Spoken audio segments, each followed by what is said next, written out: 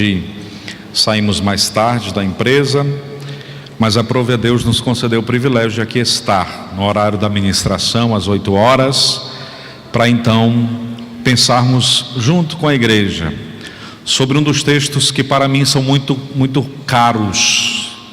Mas hoje vamos falar sobre o milagre que foi descrito e que aconteceu na Escritura apenas uma única vez. O milagre de um cego de nascença. Jesus curou muitos cegos, mas há registro de alguém que nasceu cego e foi curado por Jesus apenas uma vez. Até esse momento não havia na história de Israel tal milagre. Havia uma profecia de que o Messias traria graça, glória, honra e poder, e manifestaria essa autoridade por meio dos milagres. E esse milagre acontece no Evangelho de João, capítulo de número 9. Vamos nos colocar de pé, por favor.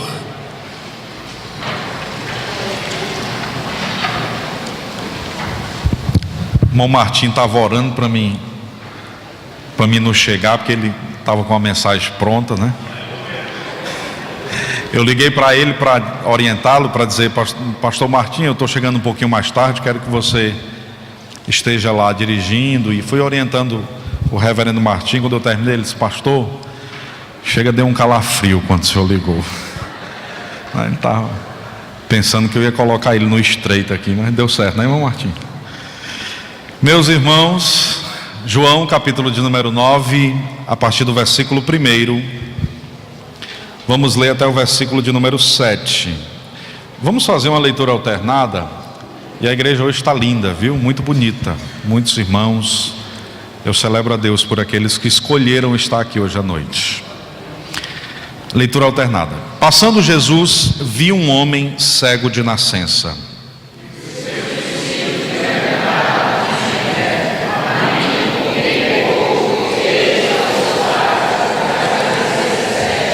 Jesus respondeu: nem ele pecou, nem seus pais, mas foi assim para que se manifestem nele as obras de Deus.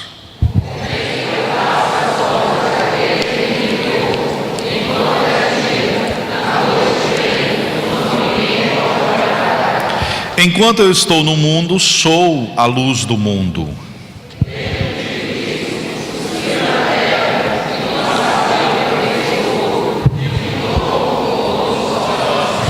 Todos, e disse-lhe: vai, lava-te no tanque de Siloé, que significa o enviado. Foi, pois, lavou-se e voltou vendo. Pai bendito, tua voz é autoridade.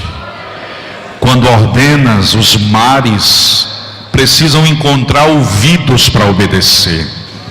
As enfermidades precisam honrar-te, porque não há 1 centímetro do universo que não obedeça a tua voz.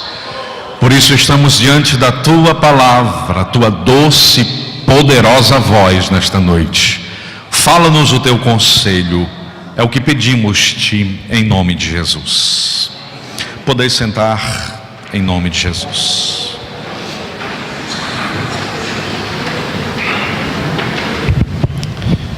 Imaginem os irmãos nascer cego,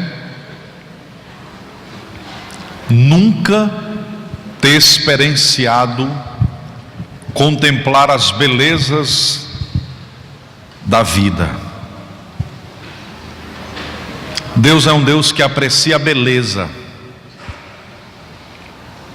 A Escritura começa falando sobre uma relação do divino com o primeiro casal em um jardim. Porque Deus é um Deus que se expressa por meio da beleza. Jardim é lugar de beleza. E aquele cego, por nascer cego, não tinha o privilégio de apreciar a beleza, de perceber a beleza a partir dos olhos. Ele tinha a oportunidade de tocar a beleza, de sentir a beleza, mas não de percebê-la. Sua vida era uma vida de literais trevas. E no final do capítulo 8, Jesus está falando sobre ser luz do mundo. João escolhe os versículos para colocar no seu evangelho, e o Jesus que se expressa como luz agora está retirando um homem das mais densas trevas para a perfeita luz, no capítulo de número 9. Tudo em João está interligado. Todo o evangelho tem uma conexão e um sentido lógico. A rotina daquele homem era uma difícil rotina. Acordar cedo e, ajudado pelos seus, ser conduzido ao templo, sentar-se em um dos lugares das escadarias do templo em Jerusalém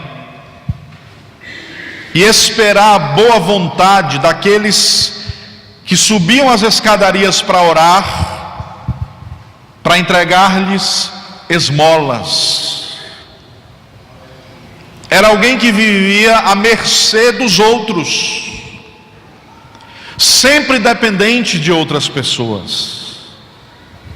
Já adulto, e sabemos que ele era adulto porque quando ele foi curado, ele não teve a oportunidade de ver Jesus.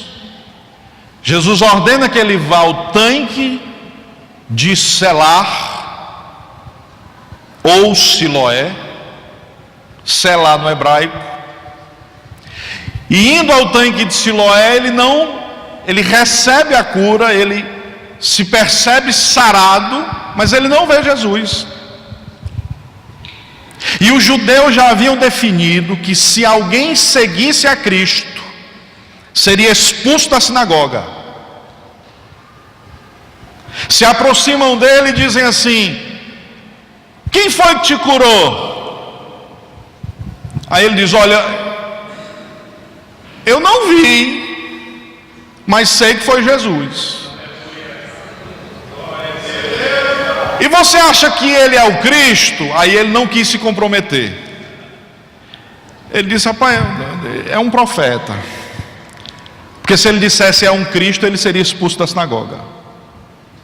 Foram na casa do cego, chamaram os pais e perguntaram para os pais: quem foi que fez isso com teu filho? E o que vocês têm a dizer? Ora, os judeus imaginavam o seguinte: uma hora dessa os pais estão celebrando um filho que passou a vida toda na escuridade, agora sarado. Os pais no mínimo se tornaram discípulos de Jesus. Então vamos logo lá, que a gente toma logo a carteirinha de membro da sinagoga, e eles não podem mais entrar na sinagoga. Vamos logo lá. Aí os judeus, os líderes, vão lá na casa dos pais e dizem assim: o que vocês dizem a respeito disso? Aí ele diz assim: vocês têm uma pergunta para fazer? Tenho. Pois fale com ele, ele já é grandinho e ele sabe falar. Nesse ínterim, o cego já estava ficando com raiva, o ex-cego, né? Já estava se estressando, era interrogação demais. Aí chamaram ele de novo. Aí quando chamaram ele, disseram: me diga uma coisa, você acredita que esse Jesus é o Cristo? Aí ele disse: deixa eu fazer uma pergunta para vocês. Vocês estão querendo ser discípulo de Jesus, é? Aí eles se atribularam: sejas tu discípulo dele, nós somos discípulos de Moisés. E porque tu dissestes isso, tu estás expulso da sinagoga. Aí o cego saiu atribulado, podia mais adorar. Quando chegou até Jesus a informação que o cego foi expulso, Ele estava no templo e Jesus tocou nele. Quando tocou, o cego olhou para Jesus.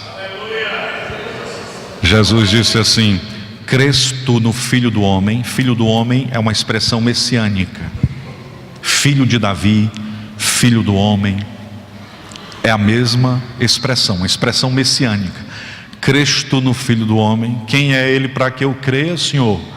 Este mesmo que fala contigo. A Bíblia diz que ele olhou para Jesus e disse assim: eu creio. E diz a Bíblia que ele o adorou na mesma hora. Os pais continuaram congregando na sinagoga e preso à religiosidade, mas o filho encontrou a vida, porque a salvação é individual. E você não tem nenhuma responsabilidade de fazer os seus familiares escolherem. Cada um é livre para tomar a decisão diante de Deus. E não existe absolutamente ninguém que não se encontre diante desta decisão. Todos nós nos encontramos diante dessa decisão, porque todos os dias nós precisamos escolher adorar a Deus. Porque nenhum de nós estamos seguros até que tenhamos morrido, ou até que tenhamos sido arrebatados pelo Mestre. Acordar todos os dias é enfrentar angústias diárias. Acordar todos os dias é ter diante dos nossos olhos pratos que nos são atraentes. Acordar todos os dias é enfrentar uma rotina. E aquele homem não era diferente, ele tinha uma rotina diária. E a sua rotina era parar no mesmo lugar e esperar a boa vontade de outras pessoas. Mas chega um dia que Jesus, a Escritura diz, e passando Jesus viu, o que o cego não podia fazer era ver. Aí Jesus é assim, ele faz exatamente aquilo que a gente não pode fazer. Passando Jesus viu o cego. Aí entrou na rotina dele e mudou a rotina daquele cego. Jesus não desfez a rotina, porque rotina é importante. Há 15 dias eu encontrei um escritor que tem me sido precioso e tem ressignificado muita coisa na minha mente. Tem me ajudado muito, inclusive muitas respostas. E esse escritor, que é um psiquiatra e psicólogo, escreveu um texto maravilhoso sobre o ser humano. E ele vai dizer que o mundo está em neuroses e com muitíssimas doenças e enfermidades, porque o mundo perdeu a rotina. Porque estamos desocupados de coisas nobres e importantes.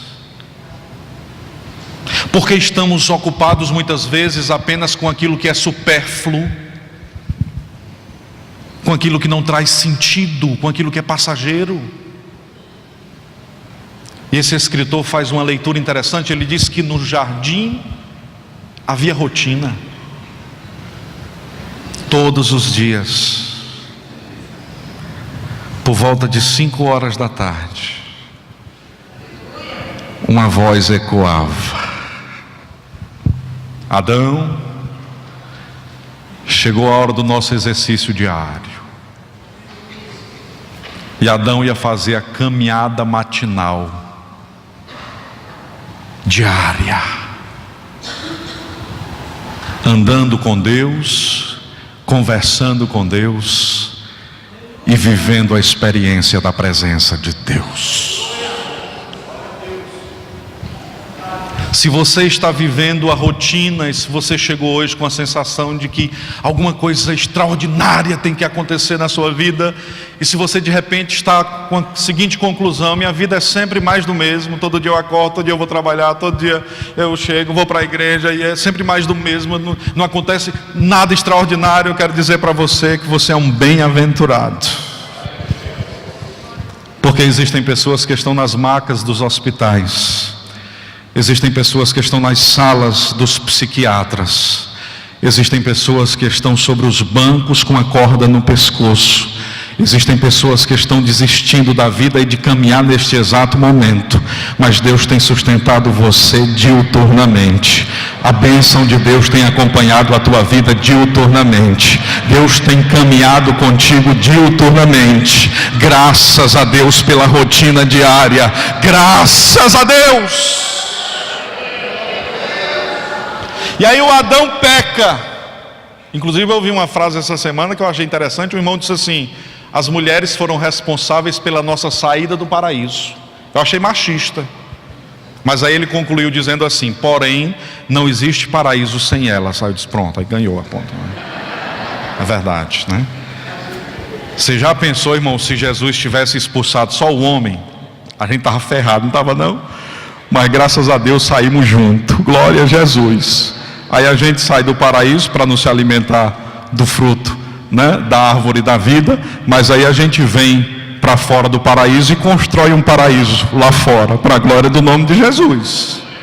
Então Adão, ele perde a conexão com o excelente, ele perde a conexão com a sua esposa, porque ele se envergonha, ele percebe a sua própria nudez, e ela percebe a sua própria nudez, e eles se envergonham, tecem uma roupa de folhas de figueira e se escondem.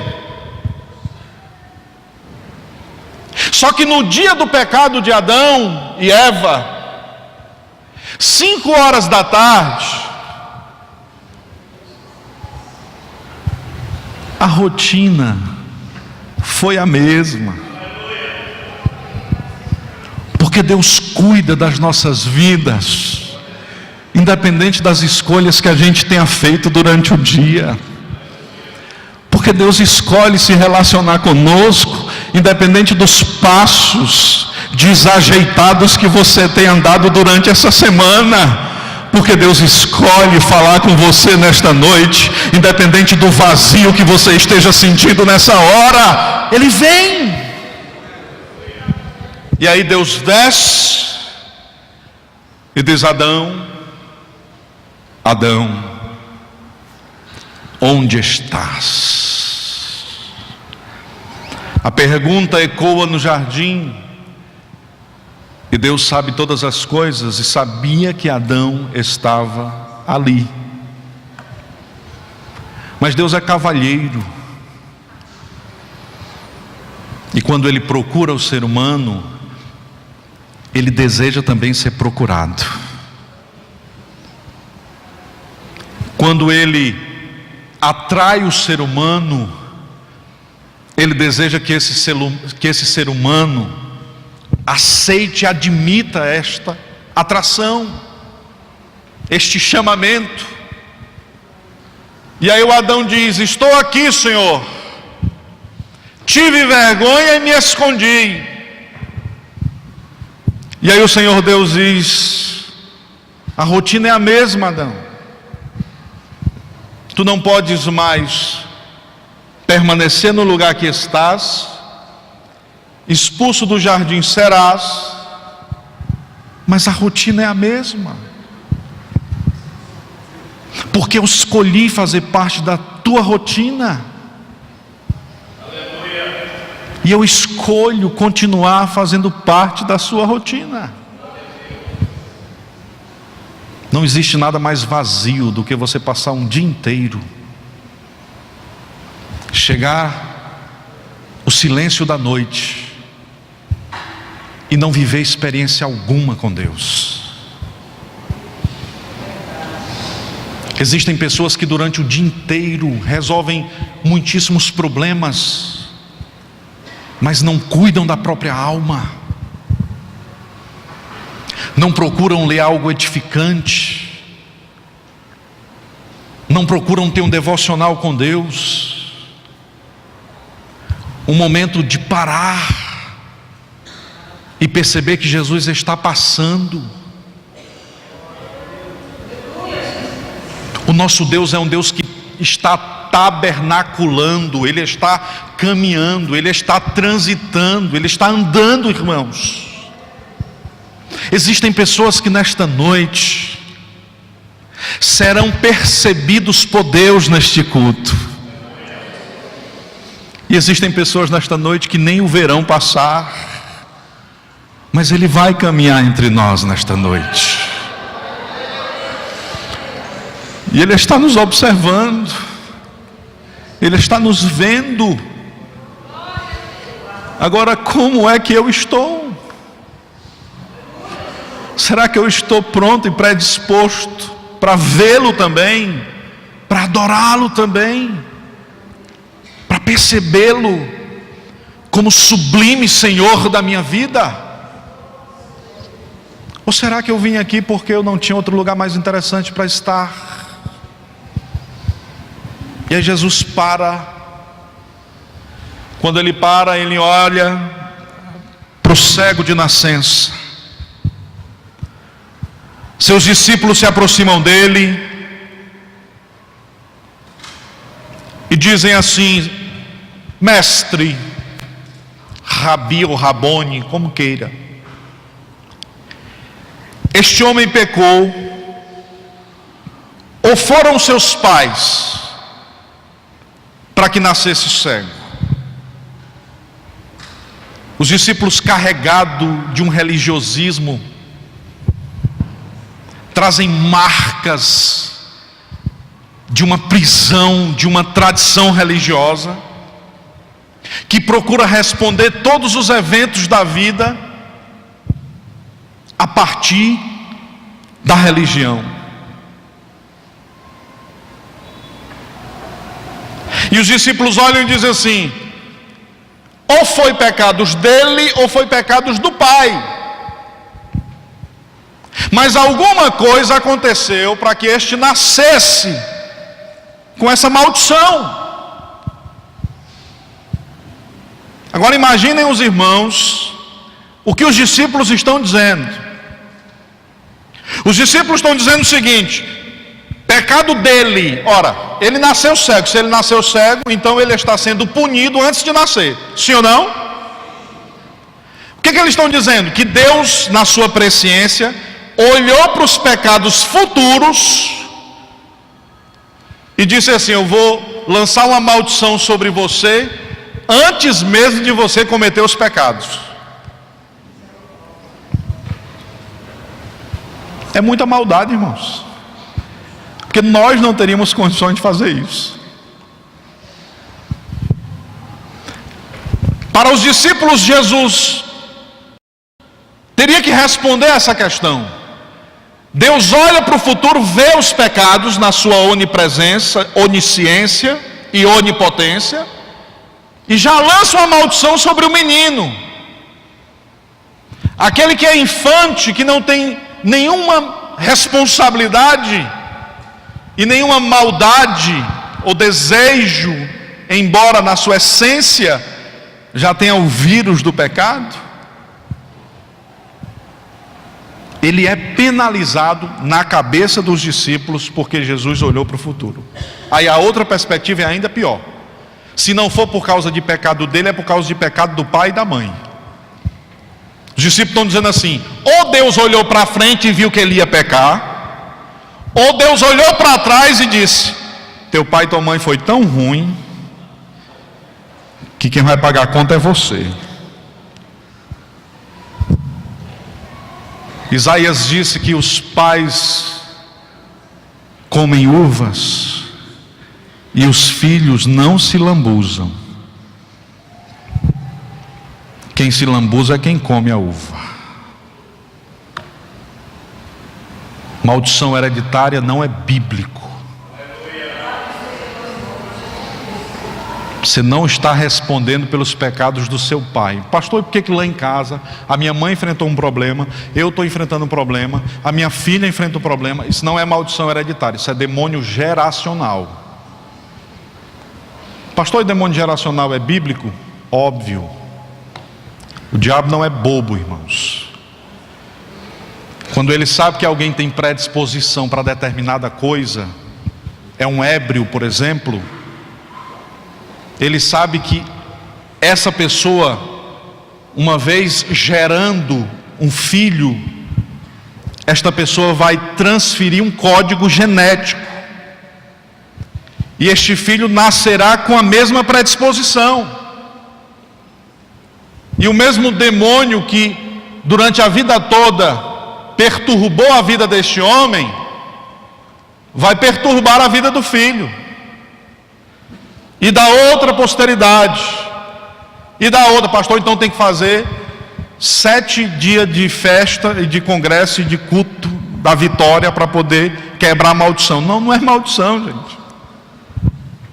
Não é maldição. Não tem ninguém aqui que não tenha algum tipo de luta. Se tiver alguém aqui que não tem uma área da vida que se olha e diz assim: Jesus, eu tenho que melhorar nesse negócio. Eu já fiz tantas vezes alianças e alianças e continuo do mesmo jeito. Se tiver alguém aqui que diga: pastor, olha, procurei, o senhor falou ali, eu não funcionou comigo não, porque eu procurei uma área da vida em que eu não esteja bem e eu não encontrei, sinceramente, pastor. Aí eu já vou dizer para você, tem uma: arrogância e mentira. Você precisa melhorar a mentira, que você está mentindo, filho. Nós temos, inclusive, é indispensável para a vida o espinho na carne. Porque se não for um espinho na carne, a gente pensa que é alguma coisa, e quando a gente pensa que é alguma coisa, morre. E aí o Senhor Jesus disse: não, deixa desse negócio de maldição, pai. Vocês estão parecendo um crente pentecostal que vê o diabo em tudo. Esse negócio de maldição para lá. Esse homem nasceu cego, e porque ele nasceu cego, ele não é amaldiçoado. Ele tem uma deficiência que é visível, mas todos vocês também têm uma deficiência. E a diferença dele para vocês é que a deficiência dele é visível, a de vocês é no coração. Ele nasceu cego, mas ele nasceu assim, e ele pode escolher, mesmo sendo cego, viver para a glória de Deus. Para a glória de Deus.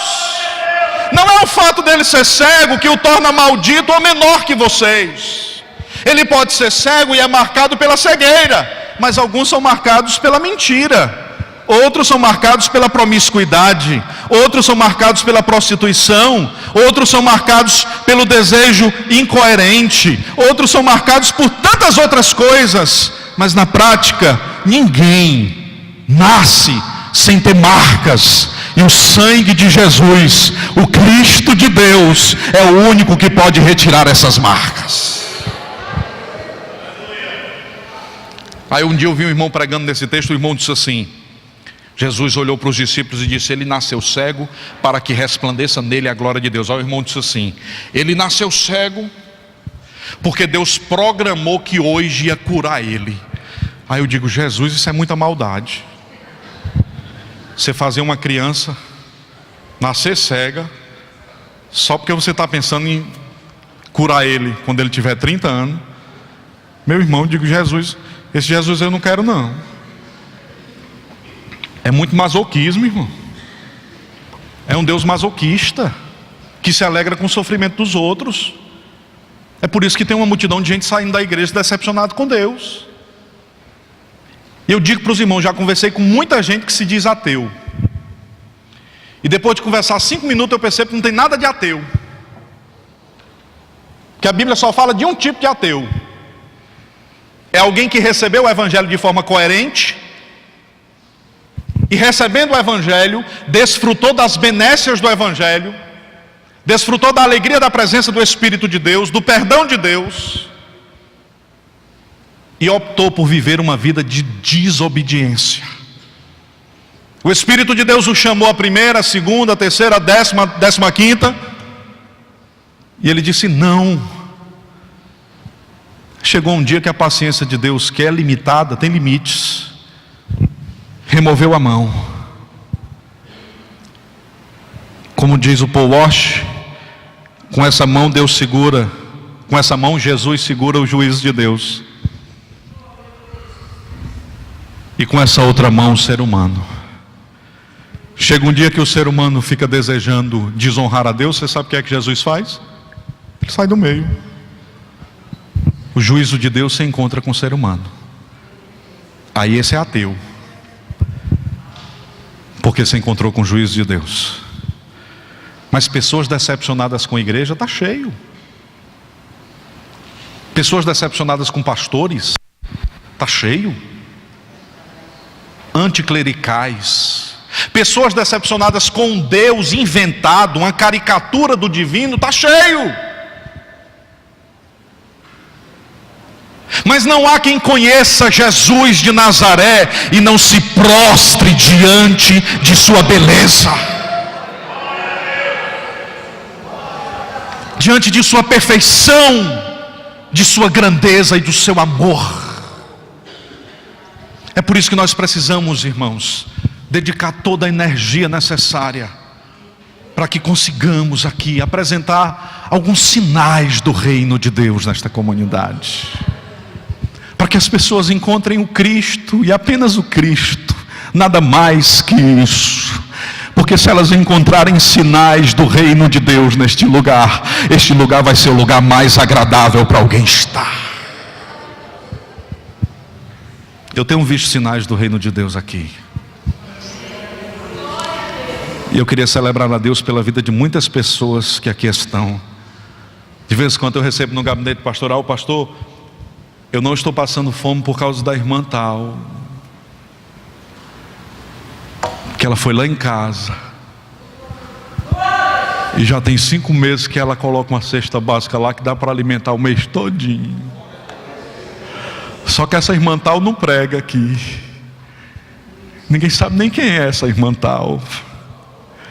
Mas tem sinal do reino de Deus se manifestando nesse lugar.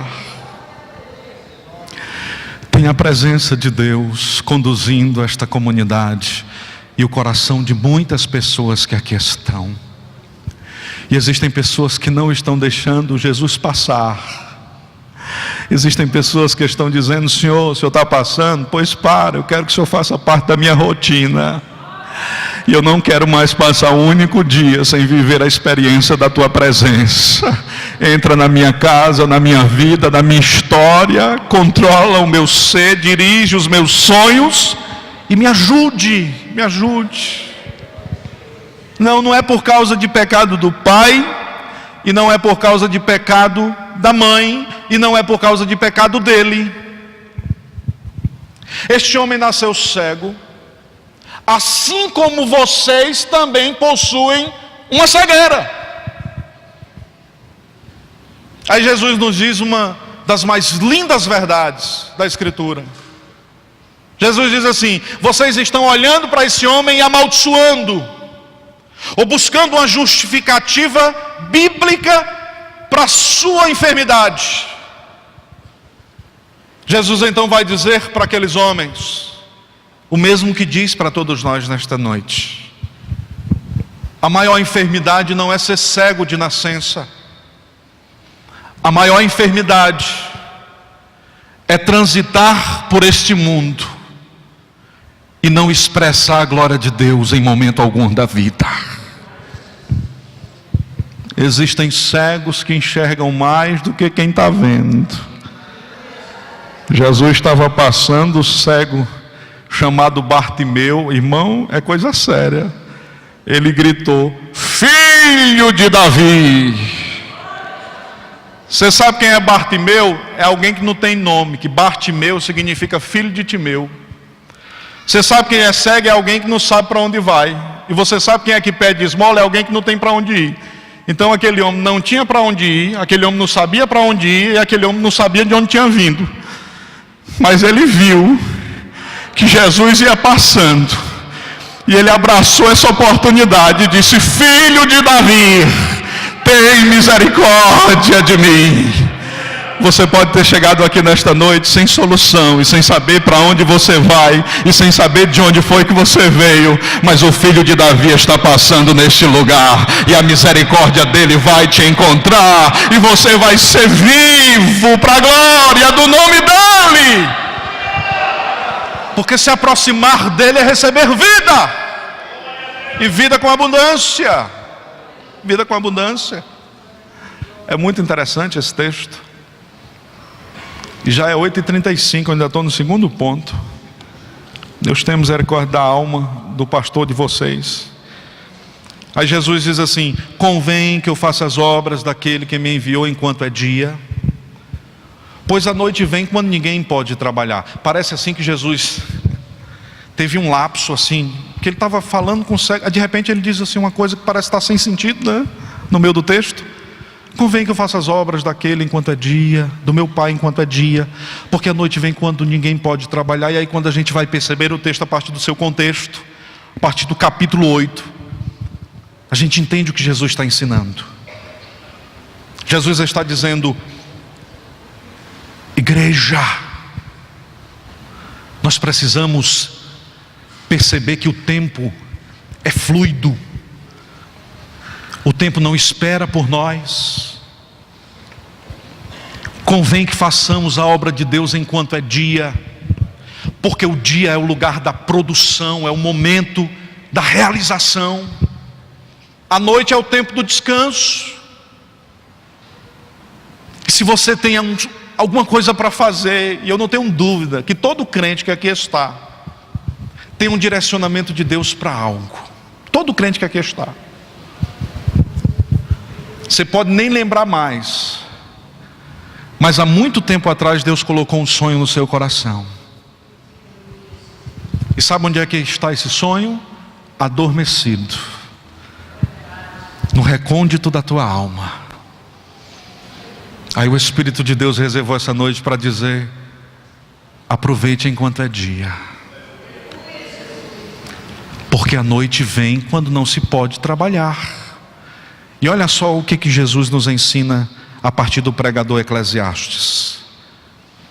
Não precisa ler e acompanhar na escritura, apenas escute. Eclesiastes 9:10. Depois você consulta o texto todo. Tudo quanto vier a tua mão para fazer, faze-o conforme as tuas forças. Então, meu irmão, se a irmã que cuida do MUD, o irmão que cuida do MUD se aproximou de você e disse assim: eu pensei em você para algo. Não, acho que eu não estou pronto não. Não, mas você não precisa ser um Cristiano Ronaldo, precisa ser um Messi.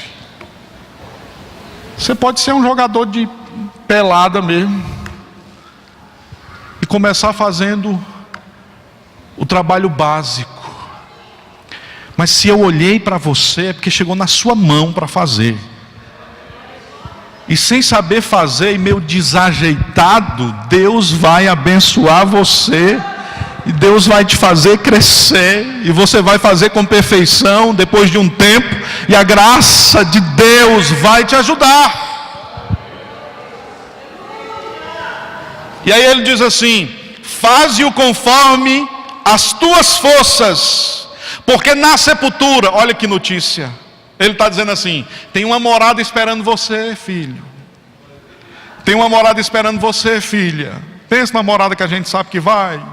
Silêncio, tranquilidade, ninguém pega ônibus, não paga conta de luz, e nem tem briga com o vizinho. Sepultura. Aí ele dá uma notícia assim que a gente olha de Jesus. Ele diz assim, ó: porque na sepultura para onde tu vais, diz aí para o irmão que está do seu lado, diz assim: tu já sabia? Diz aí para ele.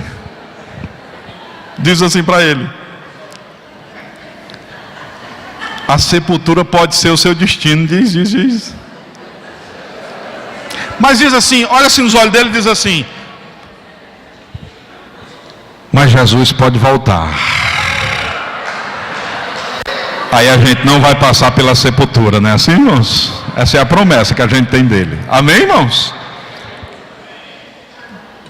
É bíblico, né? E aí ele diz assim: na sepultura para onde vais não há obra, não há indústria, não há ciência e nem sabedoria alguma. Pastor, como é que eu sei que Deus me chamou? Se você estiver respirando, Ele te chamou. Porque são poucos que Deus usou a partir da sepultura. Tem um registro deles no Novo Testamento. Mas o único que saiu da sepultura e continua hoje em atividade é o que salvou a sua vida e que libertou a sua vida do pecado e que deseja usar você para a glória do nome dele. Portanto, o que vier à tua mão para fazer, faze-o com as tuas forças. Dedica-te para que o Senhor possa usar a sua vida para a glória do nome dele. E aí a gente tem vida. A gente tem vida. O segundo princípio que a gente precisa aprender quando Jesus diz assim: convém que eu faça as obras enquanto é dia, porque a noite vem, na noite ninguém trabalha. É que Jesus está nos ensinando que existem obras que são feitas apenas por aqui.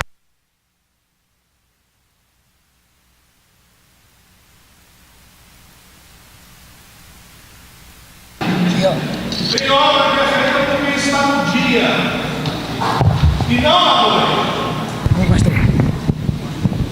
O negócio aqui é ligeiro, viu? O microfone pode a pilha acabar, mas Jesus não falha não, viu? Então descanse seu coração. E aí ele diz assim: eu estou no dia e existe uma obra para o dia e eu preciso fazê-la, porque virá a noite e na noite ninguém faz. Tem um versículo da Bíblia que é um dos mais difíceis. Você lê o versículo e você não entende bem o versículo.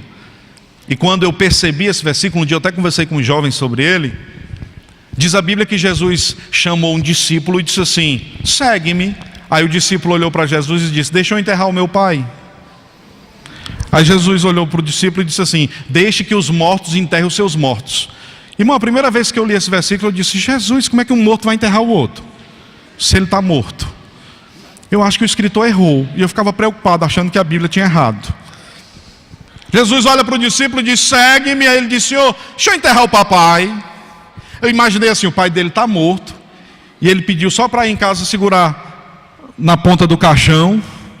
E aí Jesus diz: deixa os mortos enterrar o morto. Eu disse: será que Jesus vai ressuscitar o povo para vir enterrar o morto? E era uma loucura para entender esse versículo. Até que eu fiz uma pesquisa mais acurada e entendi o que o versículo está dizendo. Na tradição judaica, quando um pai estava de avançada idade, quem assumia a responsabilidade da casa era o primogênito. E ele deveria assumir a responsabilidade financeira da casa, até que o pai morresse. Morrendo o pai, ele estava livre da responsabilidade da casa. Quando ele diz assim: deixa eu enterrar o meu pai, ele diz: deixa eu terminar de cumprir a minha missão, de cuidar do meu pai. Ele já é idoso e eu tenho que cuidar dele até ele morrer. Aí Jesus olha para aquele homem e diz assim: eu estou te chamando para tu fazer uma obra do dia, da luz. Essa obra que tu está querendo realizar, um morto pode fazer. Pastor, explique melhor. Jesus estava dizendo para o discípulo: meu filho, cuidar do seu pai e assumir a responsabilidade da sua casa é uma coisa que o seu irmão, que é morto espiritual e que não entende as coisas de Deus e da luz, pode fazer. É uma obra que morto pode fazer. Agora, seguir a mim é uma obra que só vivo pode fazer. Quem entendeu, diga amém. Então o que Jesus está dizendo é: existem obras que um morto pode fazer, mas existem obras que só vivos podem fazer. Existem obras que quem está no dia pode fazer. Existem outras obras que somente quem está nas trevas pode fazer. Essas obras das trevas nós já desprezamos. Agora nós somos do dia. E se nós somos do dia, Deus conta conosco para invadir esse bairro com o poder do Evangelho e proclamar a verdade de Deus com a nossa vida. Não é pregando, não é pegando aqui uma caixa de som e sair dizendo Jesus salva, Jesus cura, Jesus... Não é isso. A igreja brilha quando ela decide ficar em silêncio. O vizinho está estressado e gritando com você, mas você olha para o vizinho e diz assim: você não vai me tirar do eixo. Eu abençoo a sua vida em nome de Jesus. É por isso que Francisco de Assis disse o seguinte: pregue o Evangelho, se for preciso fale, mas pregar o Evangelho é vivê-lo na integralidade. E aí o Senhor Jesus diz assim: eu faço as obras de Deus enquanto é dia, porque a noite vem quando ninguém pode trabalhar. Enquanto eu estou no mundo, eu sou... Ora, Jesus está dizendo: enquanto eu estou no mundo, eu sou a luz. Se Jesus está dizendo: enquanto eu estou no mundo, eu sou a luz do mundo, quem é a luz quando Jesus não estiver mais no mundo? Glória a Jesus. Você está entendendo, né? Então ele está dizendo: olha, é dia e o meu dia está passando. O meu dia vai passar, e quando o meu dia passar, vai começar o dia de vocês, igreja. Enquanto eu estou no mundo, eu sou a luz do mundo. Agora, quando eu não estiver mais no mundo, vocês é que serão a luz do mundo. E eu quero usar vocês para iluminar esse mundo em trevas. Isso é uma mensagem extraordinária. E aí Jesus faz algo que é extremamente inusitado. Eu fico imaginando a cara de Pedro, que Pedro era assim, mais estranho, né? Eu fico imaginando a face de João. Irmão, Jesus já tinha olhado para a cega e tinha dito: vê, e o cego tinha enxergado. Jesus já tinha colocado as mãos sobre os olhos do cego e o cego tinha enxergado. Aí com esse cego Jesus faz um negócio assim, diferente demais. Eu acho até interessante quando os irmãos dizem assim: eu queria fazer um trabalho lá na igreja ou lá na minha casa de oração, e aí a gente vai seguir o cronograma tal para que a gente possa acionar o divino. Irmão, Deus faz como Ele quer. E a forma como Deus trata cada irmão e irmã que aqui está é individual e é pessoal. Sabe como foi que Ele curou aquele cego? A Bíblia diz que Ele cuspiu no chão. Misericórdia. Jesus cuspindo no chão. Foi, cuspiu. Diz a Bíblia que Ele deu uma cuspidinha assim no chão. Pastor, não acredito que Jesus fez isso. Não fez, irmão. Ele cuspiu. Pastor, Jesus cuspia? Cuspia. Aleluia. Irmão, Jesus não estava usando nada de ninguém. A boca era dele, sim ou não? A saliva era dele, sim ou não? A terra também era dele. A Bíblia diz que todas as coisas foram feitas por ele, e sem ele, nada do que foi feito se fez. Então até a terra era dele. Ele estava usando só o que era dele. Diz a Bíblia que ele cuspiu no chão. Aí, irmão, como se não bastasse, cuspir já era estranho demais. Aí Jesus se agacha, aí começa a fazer um lodim. Misericórdia. Negócio estranho, né? Tem uns irmãos assim que são tão, né? Tem aqueles irmãos assim que, não, se for para me curar assim eu não quero não. Certamente aquele cego devia ter toque, viu, irmão? Aí Jesus curou ele do toque, curou ele da cegueira. Porque Jesus faz assim. O Naamã achava que era muita coisa. Naamã era um gigante fora de casa e um leproso dentro de casa. Aí Deus mandou o profeta ordenar ele que ele fosse tomar banho no rio sujo. Ô situação difícil. Deus estava dizendo: Naamã, a lepra do teu corpo não vale nada. A soberba do teu coração é maior. E o que é que eu tenho que fazer? Tem que mergulhar 7 vezes. Ô tribulação. Mergulhou a primeira, não ficou bom. A segunda, e o soldado tudo olhando.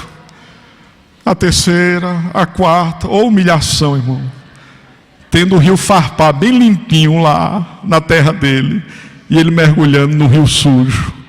Na 7ª vez, o orgulho de Naamã ficou na água, e ele levantou purificado para a glória do nome de Jesus. Bendito seja o Deus que limpa as nossas vidas. Bendito seja o Deus que conhece as nossas necessidades. Glória a Jesus. É por isso que a gente chega na igreja e diz: Senhor, eu preciso que o Senhor me cure. Eu estou com uma doença ou enfermidade, eu quero que o Senhor me cure. E você volta enfermo. Porque nós queremos apenas a cura dos olhos. Mas Deus deseja nos curar de outras coisas muito mais profundas. Nós queremos a cura da lepra, mas Deus deseja acabar com a nossa arrogância. E para acabar com a arrogância, a gente tem que sentar e se deitar e às vezes mergulhar numa água enlameada. Aí quando o orgulho fica lá, a gente levanta novo para a glória do nome de Jesus. Aí, irmão, Jesus começa a fazer um lodo assim. Você imagine as mãos, que conforme o salmista disse, essas mãos que estavam fazendo lodo com cuspe e terra, em conchas, pesaram os montes e os oceanos. Essas mãos são portentosas para equilibrar o universo. E essas mãos são meigas e suaves para enxugar dos teus olhos toda lágrima nesta noite. Senhor Jesus, essas mãos criadoras estão agora envoltas em lama? Sim. Mas por que, Jesus? Porque tem um cego que precisa ver. E se for preciso sujar as mãos de lama para um cego ver, eu sujo. Se for preciso sujar as mãos de sangue, eu sujo, porque na expedicionários vai ter uma multidão precisando ver, e essas mãos serão feridas, para que eles possam enxergar a minha glória, e receber a minha presença nas suas vidas. Glória a Jesus.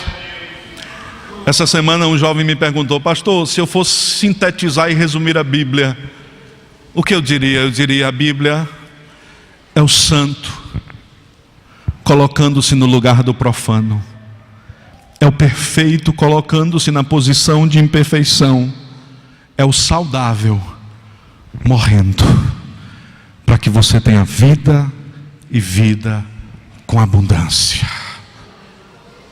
Isso é a Bíblia, isso é a Escritura. Pastor, só entendi isso dos 1189 capítulos. Valeu a pena. Já entendeu o suficiente para ir para o céu.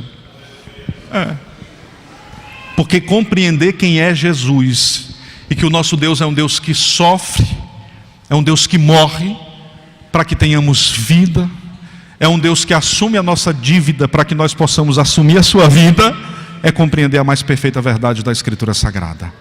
E aí eu vou concluir nesta noite. Diz a Escritura que Jesus pegou o lodo e começou a fazer assim, untar o lodo, untando. E depois que ele untou, ele jogou o lodo nos olhos do cego. Pá, pá. Um pouquinho em cada olho. Um pouquinho em cada olho. Agora o cego está com lama nos olhos.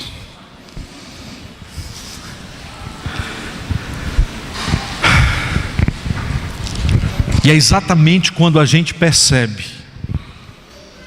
que existe lama em nós, que o milagre de Deus acontece. Estava lendo um livro há uma semana atrás, ele contava que os soldados americanos que retornam da guerra, muitos deles entram em estado de depressão. E esse rapaz entrevistou centenas desses soldados. E esse escritor disse que constatou o seguinte: eles entram em depressão não é porque eles viram crianças morrendo,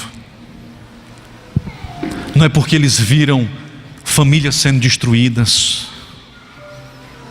Eles entram em depressão porque eles viram eles mesmos. E eles ainda não acreditam que foram capazes de fazer tantas atrocidades. Eles perceberam que existe um Hitler dentro deles. Eles perceberam que existe malignidade demais dentro deles. E ficaram com medo de si mesmo. Por isso se angustiam. Porque perceberam que havia lama nas suas vidas. Somente quando nós somos capazes de perceber que não somos perfeitos, e que a depender da circunstância nós seremos capazes de fazer coisas que nos arrependeremos para o resto da vida. Somente no momento que estivermos encobertos pela lama que está na nossa alma e reconhecer que a lama ali está, o milagre do Espírito de Deus começa na nossa história. Pastor, mas eu estou na igreja. Tem lama? Tem, irmãos. O cego se aproximou de Jesus, Jesus colocou lama nos olhos dele.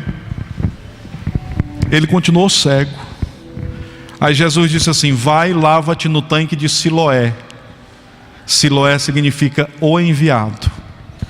Jesus disse: eu vou, porque se eu não for, o enviado não virá. Mas quando eu for, eu vos enviarei o Espírito Santo Consolador.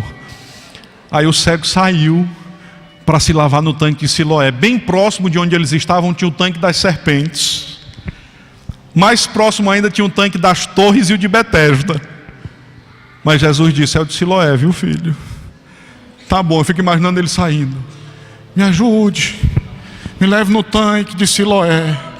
Aí alguém deve ter dito assim: tem um das torres aqui. Não, tem que ser o de Siloé. Só dá certo se obedecer. O verdadeiro milagre é a obediência. Não, mas tem um das serpentes aqui. Não, tem que ser o de Siloé. Jesus mandou o de Siloé. Eu não estou entendendo nada que Jesus mandou, mas ele mandou o de Siloé, é para o de Siloé. E tem um de Betesda, eu quero o de Siloé. Eu quero o de Siloé. E aí quando ele chega em Siloé, ele pega a mão e ele coloca na água e ele passa nos olhos. E aquela lama começa a sair, porque ele se encontrou com o enviado. Ele se encontrou com a água, ele se encontrou com o enviado, que é o Espírito Santo, e a água, que é a palavra. Aí a lama começa a sair, ele está na igreja, ele se encontrou com Jesus, mas ainda tem lama. Aí ele vai vivendo a experiência com a água e com o Espírito Santo, e a lama vai saindo, ele vai enxergando, ele vai percebendo, e ele sai daquele lugar restaurado, cheio da presença de Deus, irmãos. Isso é um evangelho simples assim. Simples assim. Pastor, por que Jesus usou barro? Irmãos, eu acredito que Jesus colocou 2 olhos 0 quilômetro naquele cego. Você não deu glória a Deus porque não quis. Era cego de nascença. Ele usou a mesma lógica que ele usou quando foi fazer Adão. Pastor agora vai pregar uma heresia. Irmão, todo teólogo tem que ter uma heresiazinha, né? Aí ele pegou um pouquinho de barro, aí colocou 2 bolinhas só. Para fazer Adão foi um barranco de areia com um bonequinho maior. Para fazer os 2 olhos novinhos, foi só 2 bolinhas de areia. Amém, irmão? Aí um dia eu disse isso, o irmão chegou e disse assim: pastor, pode me diga por que Jesus teve que cuspir?